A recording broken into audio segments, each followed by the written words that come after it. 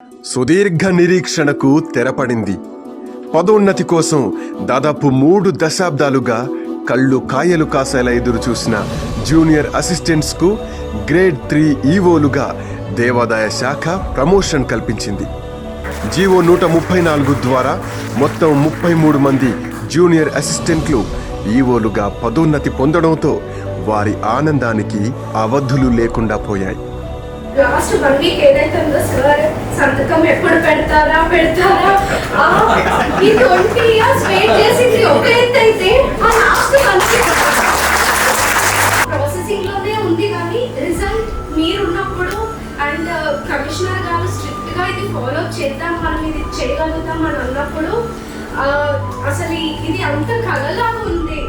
Just because of you ma'am.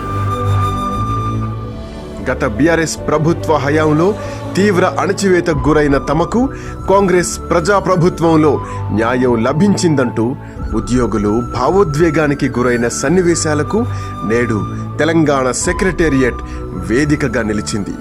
ఎన్నో రోజుల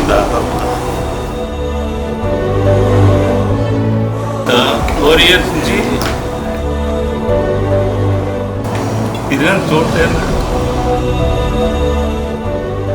దేవతల్లా మాకు భగవంతుడు మీ ఇద్దరిని పంపాడు, ప్రిన్సిపల్ సెక్రటరీ గారిని మిమ్మల్ని పంపారు. తమకు దసరా పండుగ వారం రోజులు ముందుగానే వచ్చిందంటూ అమితానందాన్ని వ్యక్తం చేశారు.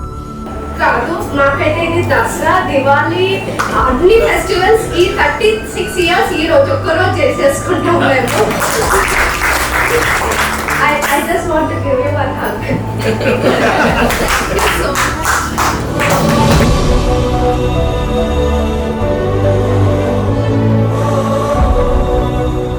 దేవాదాయ శాఖ మంత్రివర్యులు శ్రీమతి కొండా సురేఖ గారి చేతుల మీదుగా వీరంతా నేడు ప్రమోషన్ పత్రాలను అందుకున్నారు.